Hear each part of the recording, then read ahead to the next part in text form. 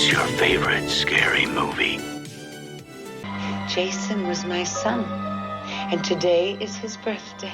Jason Voorhees nasceu no dia 13 de junho de 1946. E agora, nesse ano, o seu aniversário cai numa sexta-feira 13 de junho de 2025. Então hoje, o Jason completa 79 anos. E para comemorar o seu aniversário, bora fazer um ranking dos filmes de sexta-feira 13, do pior para o melhor. Se vocês ainda não me conhecem, prazer, meu nome é Breno Bicalho, sejam bem-vindos ao canal de terror Quarta Parede Investiga, onde eu trago muitas curiosidades, rankings, teorias e muito mais sobre o mundo do terror. Então bora pro ranking dos filmes da franquia Sexta-feira 13 e já deixem de vocês aqui nos comentários.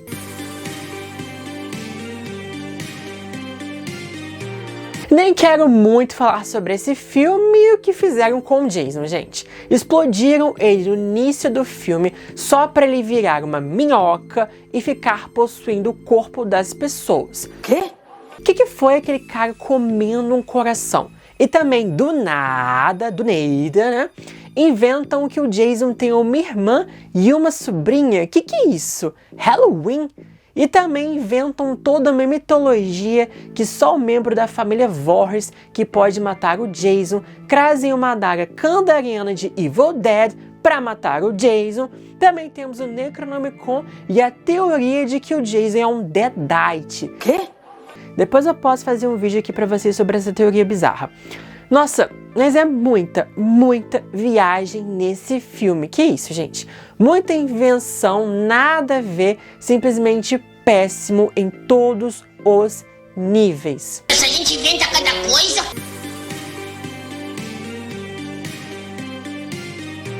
Bem, é simples, não temos o Jason. É a mesma coisa com Halloween 3 sem o Michael, mas nesse caso temos um imitador, o Roy. Então, para mim, é um filme que engana os fãs da franquia que esperam algo e é entregue outro. Por mais que tenhamos as mortes mais sangrentas e com muita contagem de corpos na franquia, é um filme para mim que não acrescenta muita coisa e eu sempre pulo durante as minhas maratonas da franquia, esse e vários outros. Então, assim, faz anos, mas anos mesmo, que eu não assisto esse filme e, sinceramente, não me faz falta. Não perda de tempo. Mesmo que o Tommy apareça nesse filme, o retorno dele lá na parte 6 é muito mais memorável e o ator também é muito melhor. Então, poucas palavras em relação a esse filme, é ruim, não gosto, nem assisto.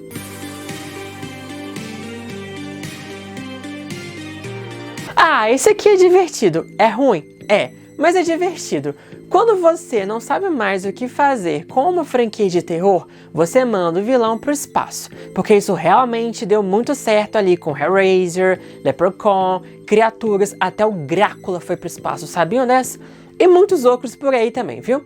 Mas aqui temos uma morte muito criativa, a do nitrogênio, baixa a cabeça dela ali, muito bom. A Final Girl, a Rowan, é carismática e o Jason também ganha um upgrade bem legal como Uber Jason. E depois de ter uma luta com a Carrie, aqui temos o Jason versus uma androide, galera. Mas, por outro lado, né, os efeitos visuais são ruins, os diálogos são cringe, os personagens são chatos, e aqui o filme parece que abraça um lado mais trash, que beira muito mais a ficção científica do que terror propriamente dito. Mas, eu acho que esse filme é aquele típico guilty pleasure, sabe? Aquele prazer culposo, que você sente uma culpa por acabar gostando do filme, mesmo ele sendo ruim. Assim, desliga o cérebro e se divirta.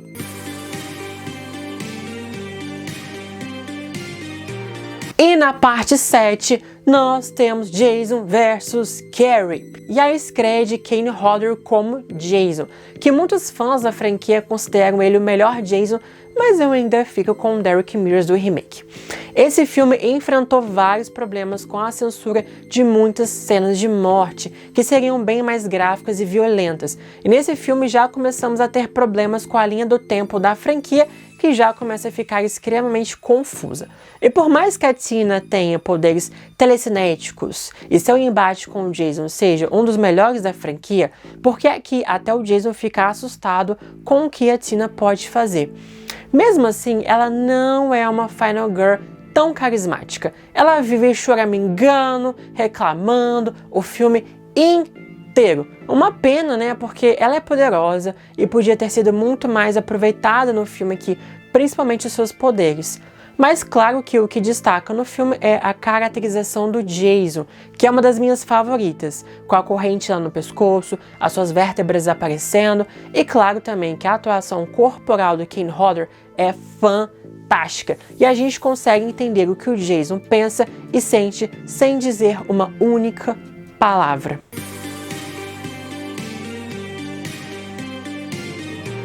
Esse filme é uma propaganda enganosa.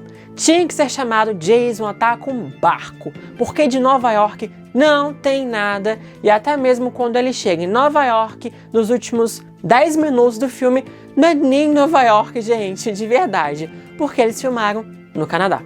Eu entendo que eles não tinham orçamento para isso, mas que inventasse uma outra coisa que fizesse jus ao nome ali. E temos uma das piores Final Girls da franquia, a Rainey, que é super sem graça, e eles forçam uma conexão entre ela e o Jason que não faz sentido. O Jason também se desintegrar ali no esgoto também não faz sentido. O Crystal Lake, que é um lago, ter uma saída para o mar também não faz sentido. Ou seja, muita coisa não faz sentido nesse filme. Então você liga o botão da suspensão de descrença e se diverte ali no processo. Mas olhando pelo lado bom, galera, as mortes são muito boas e bem criativas, como a Jason lá, arrancando a cabeça do cara com um soco. E também uma mudança de cenário foi muito bem-vinda para dar uma renovada na franquia. Eu até gosto da ideia do Jason matando no barco, então eu gosto bastante desse filme.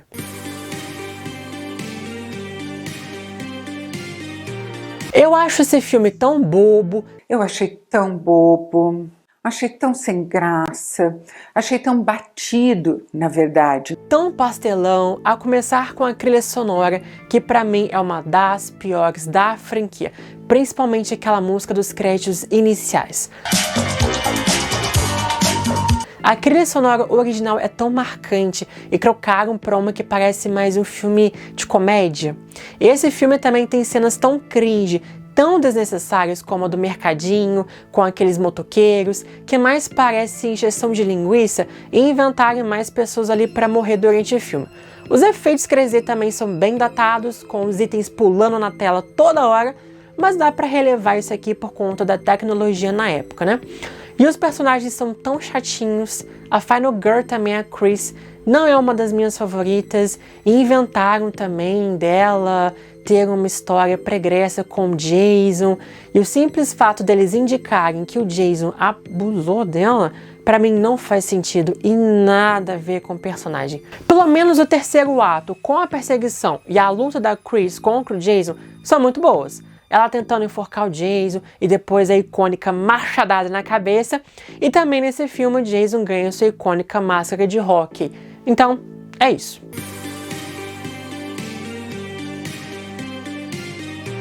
Depois de mais de 10 anos tentando trazer um embate entre Fred e Jason, o filme finalmente chegou e entrega o que queríamos: caos e sangue. As inúmeras cenas de luta entre os dois são o ponto alto do filme, e o motivo que fomos assistir ao filme, isso ele entrega muito. E também toda a história por trás para que os dois se encontrem e lutem também faz sentido e foi bem trabalhada. É muito difícil juntar duas franquias totalmente diferentes, com mitologias totalmente diferentes, e fazer dar certo numa história que não descrua as regras de suas próprias franquias. Mas mesmo assim, galera, a vibe desse filme, pra mim, ficou um pouco desequilibrada. A estética parece muito mais um filme de A Hora do Pesadelo do que Sexta-feira 13. Ou seja, parece mais uma sequência de A Hora do Pesadelo com uma participação do Jason. Porque aqui temos muito mais elementos e narrativas da franquia A Hora do Pesadelo, principalmente também pela protagonista já ter algum vínculo com Freddy, morar na casa da Nancy. Então o filme também se passa muito mais em Elm Street do que em Crystal Lake, que só aparece lá no final do filme. Mas pelo menos o Jason é o que mais mata nesse filme, com aquela cena icônica dele atacando na festa com sua faca, né, com seu facão ali pegando fogo. Então, eles tentam equilibrar dano Jason, mais mortes, e o Fred só mata uma pessoa o filme todo. Sobre os personagens, as mais cativantes pra mim foram a Kia e a Gibby. E a Final Girl, a Laurie, é muito chata e insuportável. Ela vive choramingando, gritando o filme inteiro. Temos alguns efeitos especiais bem ruins, alguns diálogos cringe, o Jason ter medo da água, mas é explicável aqui. Mas no final, galera, o filme entrega o que propõe. Uma luta entre Fred versus Jason, e é sobre isso.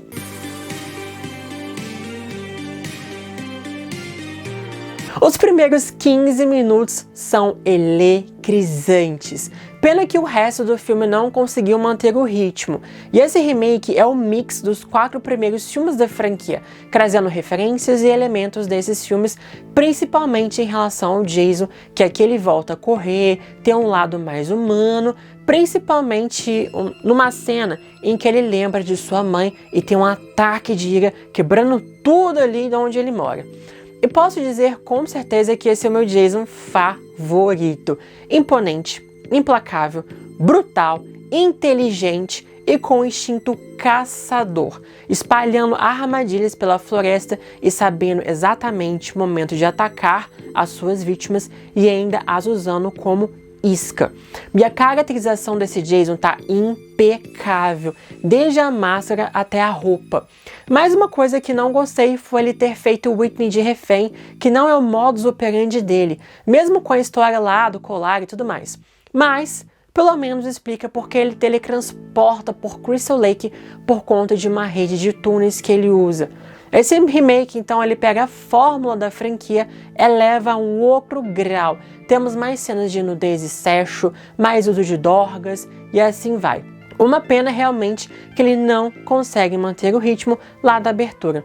O segundo lote de vítimas não é tão carismático igual ao primeiro. São muito estereotipados e chatos. Salvo ali a Jenna, que merecia ser a Final Girl do filme, e não a Whitney, então justiça pra Jenna, coitada. E o Clay, galera, é um ótimo Final Boy. Claro, né, o Sam de Supernatural. As cenas de luta dele com o Jason são muito boas. Ah, e uma pena também que usa um pouco da trilha sonora clássica da franquia. Por mais que eu ache a trilha sonora desse filme bem eletrizante, ainda senti falta ali da clássica.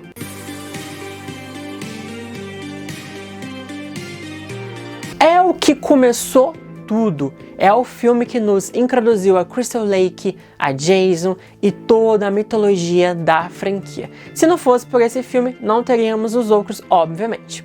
E claro que esse filme e a franquia criou-se e popularizou a locação do acampamento para os filmes de terror, que depois tivemos vários. Também os personagens são extremamente carismáticos e nem um pouco estereotipados, parecem jovens reais, tendo interações reais entre si. Inclusive aquela cena da cobra é real. As mortes são muito boas, por mais que alguns efeitos sejam visíveis e ficaram um pouco datados aqui. Temos o Kevin Bacon, galera, o Kevin Bacon, um dos primeiros papéis aqui na sua carreira, temos que falar sobre isso. Mas enfim, a trilha sonora é fantástica também, uma das mais icônicas do cinema de horror, e o filme ainda traz uma reviravolta inesperada. O assassino do filme, na verdade, é uma mulher, e ainda de mais idade, matando os jovens. A nossa divônica, né, Pamela Voorhees, que tem a sua cena de morte extremamente marcante, sendo ali decapitada vapo pela Final Girl Alice, que começa chatinha, né, Alice, mas que brilha lá no seu terceiro ato. E não podemos esquecer do monólogo icônico da Pamela sobre a história de Jason, que inclusive coloquei no início desse vídeo um pedacinho. Palmas, obviamente, para a atuação espetacular da Betsy Palmer, que Deus a tenha. E não podemos esquecer de falar sobre o susto final, que é extremamente marcante e se tornou uma tradição na franquia.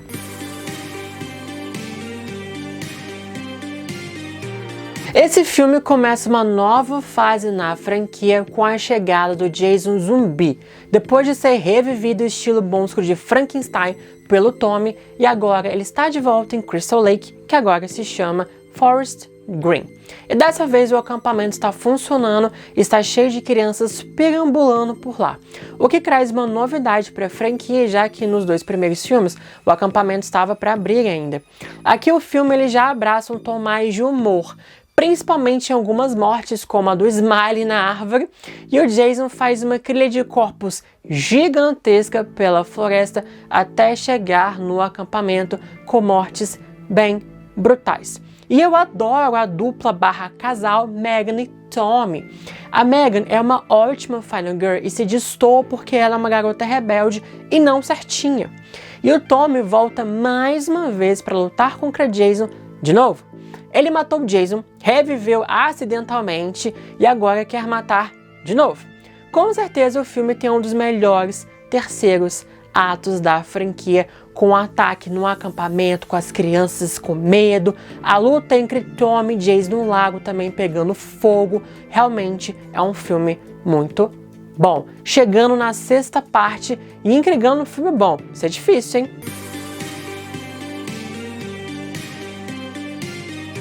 Para mim, um dos filmes mais sombrios e violentos da franquia. Aqui o Jason está implacável e ganha o seu nêmesis Tommy Jarvis, que se torna um personagem recorrente na história da franquia, que acaba voltando em mais 2 filmes e aparece também em outras mídias.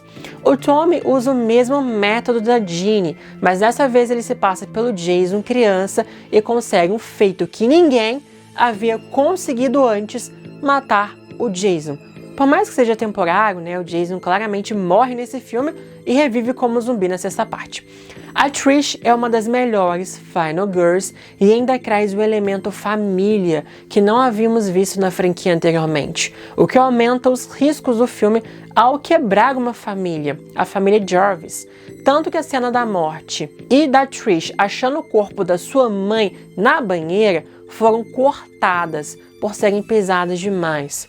E como eu disse, é um dos filmes mais brutais e as mortes são muito violentas e tem um dos melhores Jasons da franquia. A maior parte do filme tá chovendo, tá de noite, o que traz mais esse aspecto macabro para a franquia. Seria um ótimo capítulo final, mas a gente sabe que uma franquia de terror que fala que é um capítulo final nunca é o capítulo final. Uma vez, sempre volta.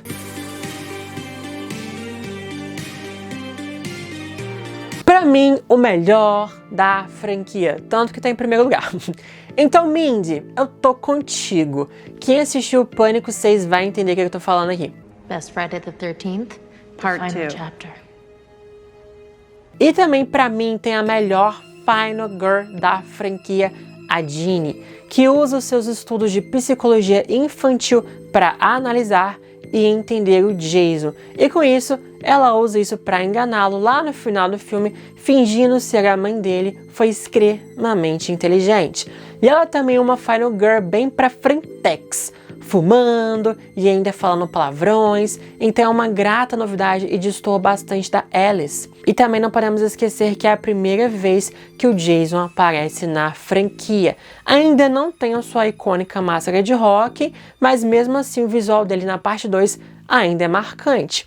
O filme ainda expande a mitologia da franquia, os personagens são muito carismáticos, as mortes são muito boas e ainda temos a aparição da Alice, que infelizmente é a morte de abertura. Justiça aqui também para Alice, coitada. Para mim, esse é o caso de que a sequência supera o original. Pega o original, pega a fórmula e melhora ela, trazendo um filme superior. Mas esse aqui é o meu ranking, galera, e o de vocês? Deixem aqui nos comentários, claro que essa é a minha opinião, cada um tem a sua, a minha não é unânime, a gente pode debater com respeito, galera. E aproveitem também, deixem um like de vocês nesse vídeo, que ajuda muito o meu vídeo a ser indicado para mais pessoas. Se inscrevam no canal também para mais conteúdos como esse, porque já temos o ranking da franquia Premonição e eu posso trazer mais para vocês no canal. Então, muito obrigada e até os próximos vídeos. Kill her.